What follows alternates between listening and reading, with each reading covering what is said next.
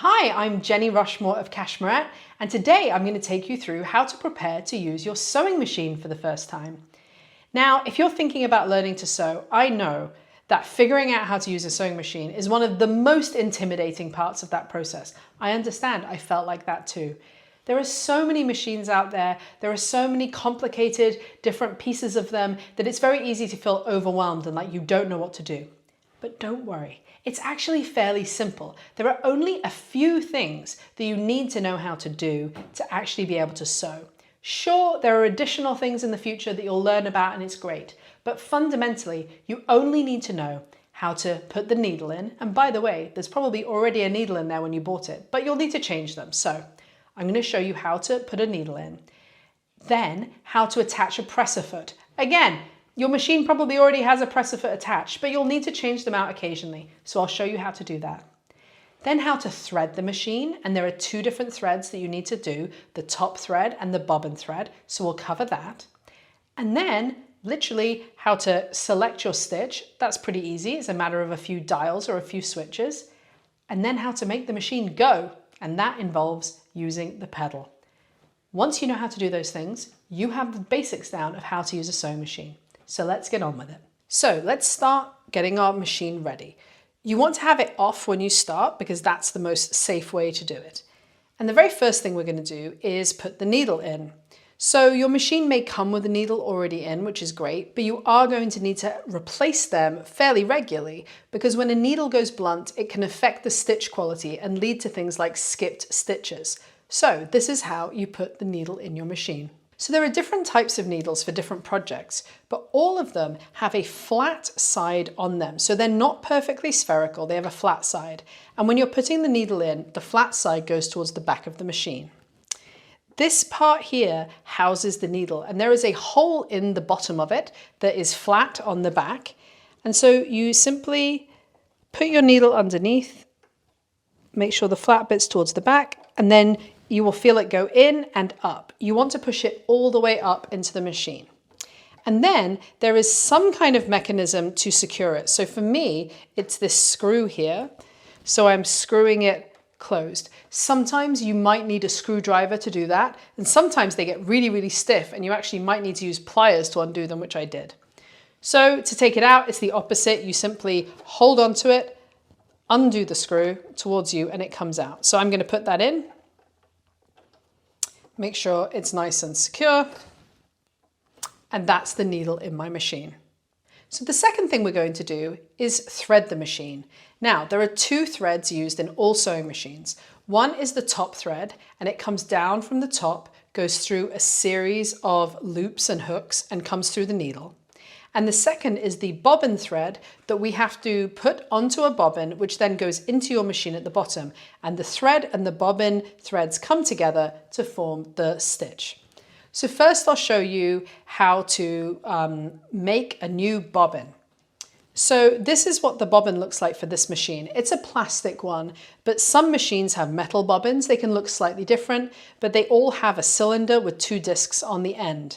Some machines also have a drop-in bobbin like this, and some have a front-loading bobbin. So there are two different ways they can be, but this is, I would say, the most popular one, especially for beginner machines. So what we need to do is we need to load this up with thread. So we're going to do that on the top of the machine. So I'm going to get my top thread and place it on the pin, and you want the thread to be coming down and under, not over. Okay, so you want it down and under for this machine. There are some nuances between machines, so check your manual, but for this one, it goes down and under. Then there are markings on the machine for where the thread needs to go to thread a bobbin. So in my case, it goes under this metal hook, then around and under where this screw is, and over. So then what I need to do is get my bobbin, and I need to come in through the middle of the bobbin and out through one of the holes on the top, like this. Now I take the bobbin over to this pin and push it down. Usually, for most machines, you now move this whole pin over to the right. Sometimes on some machines, this moves in, but on this one, the bobbin moves out. And now I'm going to turn my machine on. And when I press down on the pedal, it's going to start rotating. I am going to hold this loosely up, which stops it getting tangled. As you put the presser foot down, the bobbin is going to wind. You want it to wind fairly evenly. So you might want to start and stop. If the thread jumps out either side, you need to stop, undo it and start again. The thread must be only on the inside. Okay. You can decide how much you want to fill the bobbin up, but once you're at a point that you're ready, you click it out, pull the bobbin off, and then cut the thread. You now want to trim this top one that came out very close because we don't need that thread. And now we have the long end here. So now we're going to load the bobbin into the machine. So now we have the bobbin threaded, I'm going to insert it into the machine. So there's a little lever here that pops open the casing. And then now you can actually see arrows helping you. So you want, again, the thread to be going like this. You don't want it this way, or rather this way. You want it to be coming down and under off the bobbin. That's very important. If you do it the wrong way around, it won't work. So I'm going to pop the bobbin into the hole, and then now I'm going to take this thread through the various channels. So I'm following the arrow up, then over here, and then it hooks behind, and then down, and then I'm going to take it up here and pull. And there's actually a little knife there that then takes off the edge of it. And that's it. I put the top in there, put it down, and the bobbin is done. Now we're going to complete the top thread. So we already have it on here for the bobbin and it's already threaded the right way. So now I'm going to go through the series of channels. Again, most machines will have arrows showing you where they go. And the basic fundamental process is always going to be the same. You just might have some minor differences. First thing first, you do need the presser foot to be up when you thread your machine. So there is a lever on the back of the machine here that makes the presser foot go up and down. So you always want it to be down when you are sewing, but you need it to be up when you are threading. I'm going to turn the machine off again so that I don't risk sewing through my finger. So I'm going to take the end and I'm going to take it through the various hooks. So for me, there's a metal hook here. Then I go behind this piece of plastic and there's an arrow telling me to come down this gap here. Then I've got an arrow telling me to go back up. Now inside here is a little metal looper. And what you need it is to go up the right-hand side of the looper, over to the left, and then down. So now it's being caught in this hook, okay? So that's an important thing that needs to happen. So you go up the right-hand side, over and down the left-hand side, pull it down. Now there's almost always a bar here, and you want to go behind the bar. And then now we are going to simply thread the needle. So now there is a second bar just above the needle, and I'm going to also hook my thread behind that one as well. There we are. So if it jumps out, you can move it. So I'm now behind this bar and I'm behind this bar that keeps the thread in place. Now I'm going to thread the needle. So I am going to just hold the thread between my fingers. I like to put my finger behind the needle because it helps me see where the hole is more. And just thread it through. There are various tools and self-threading machines that you can get, or little gadgets to help you do that if you struggle. One final thing I like to do is check that the bobbin thread is going to get pulled up when the needle goes down. So again, with the machine off, I'm going to use the hand wheel on the side of the machine. I'm going to turn it towards me, put it down and pull it up while gently pulling this top thread too. And as I do, it actually pulls up the bobbin thread. So you can either use your finger to swipe underneath or you can use something that fits. And I'm pulling it out. And so now I can confirm my bobbin thread is coming out and there's no pressure, it's coming out evenly. And my top needle thread is going out. Now, another element of your machine that you may need to change out is the presser foot, which is this part which holds the fabric down when you lower the presser foot like that. You may need to change this out. So for instance, if you're going to be doing a zip, you're going to need to change it for a zipper presser foot. So in this case, it depends on your machine again, but on mine, there's just a little button that I press on the back and it drops it. And then this bar here is what the machine catches on to pull it up again.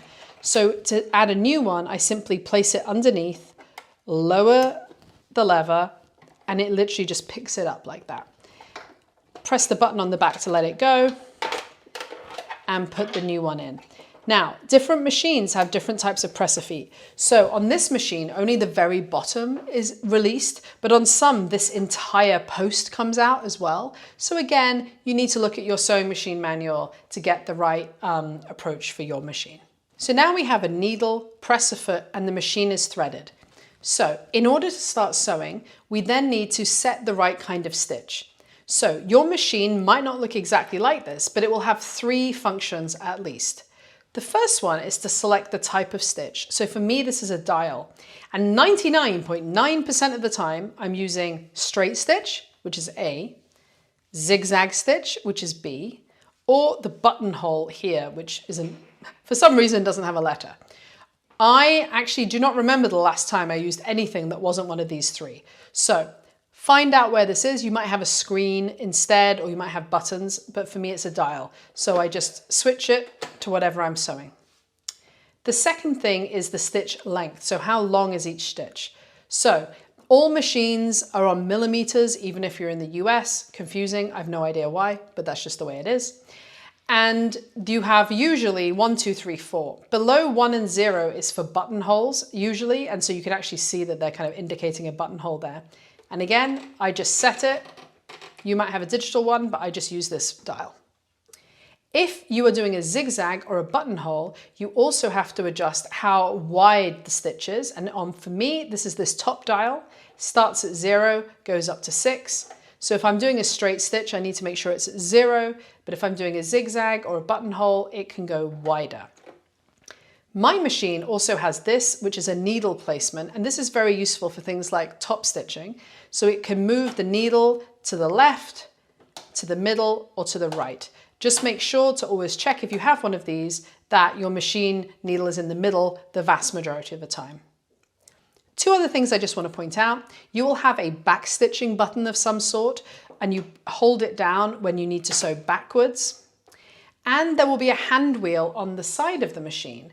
This is basically a way of manually making the machine go without putting your foot on the presser foot.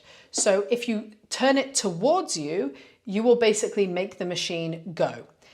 So you normally don't want to use it very often, but you can do it for things like being very accurate at corners. So now my machine is set up, I can turn it on and I can sew a seam. So the way you make your sewing machine go is by pressing the foot pedal, which I always confusingly think of as a presser foot, but it isn't, it's a foot pedal. So this you have under your table and you use with your foot. It is actually possible to have it up on the table and use your hand if you aren't able to use your feet very easily, or some people use their elbow, but the vast majority of people have it on the floor. I will say using it barefoot can be quite useful just to get it a lot of control. And basically you just squeeze down on the top. So I'm just going to demonstrate. I'm going to put some fabric under my presser foot, use the lever to go down. And now I'm just going to show you, this is not how I would normally do it, what happens when I squeeze the foot pedal. And you may have one that has variable speeds. So some of them, if you press it hard, goes fast, and if you press it softly, doesn't. There are also some where if you press the back, it does back stitch, but the vast majority of machines will just work like this. So I'm going to put this under the table. So it's much like the accelerator in a car that you press it to go. So I've got my machine threaded. I have the right stitch set up. So now what I do is I get my fabric and I place it on the machine. You always have a certain seam allowance that you're sewing at, and the seam allowances are marked in your machine in grooves on the presser foot plate here. You can use a piece of tape to make it really clear so that you can see it. It's not always the easiest to see. You place your fabric under the presser foot and you place it lined up with whatever the seam allowances you need. Then you drop the presser foot using the lever at the back and make sure that the two threads are coming off the machine and are not too near the needle. Then you simply press your foot down on the foot pedal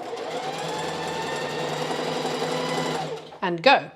Depending on the instructions, you may need to backstitch, there may be other things you need to do. But once you get to the end, you can then need the needle to be up to take the fabric off the machine. If when you stopped, the needle wasn't up, you can use the manual hand wheel now, and I'm turning it towards myself until it's lifted up. Now I'm going to lift the presser foot using the lever, and I can pull the fabric off. Now, as you pull it off the machine, you might need to wiggle the manual wheel a little bit.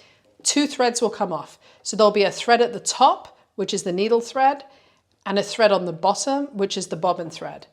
So at the machine, you just want to trim those, but you want to leave the threads at the machine for the next time you sew, because if they're too short, they will just pull out. Now you have your seam on your fabric, and now you can use snips or scissors, assuming this is backstitch, which it isn't, to trim the remaining threads. So that is how you use your sewing machine. If you'd like to see more videos to help you learn to sew, head over to cashmerette.com/learn to sew. And I highly recommend picking up a copy of my book, Sewing the Curve. I wrote this book so that curvy people like me could learn how to make a wardrobe of garments that make you feel so confident and also fit well. I cover everything from setting up your sewing machine to understanding sewing patterns in fabric, all the way to making your first garment. It comes with 6 full-size sewing patterns in sizes 12 to 32 and cup sizes C to H. So if you're thinking about sewing, you're excited about it, but you're uncertain where to begin, I really recommend picking up a copy of Sewing the Curve.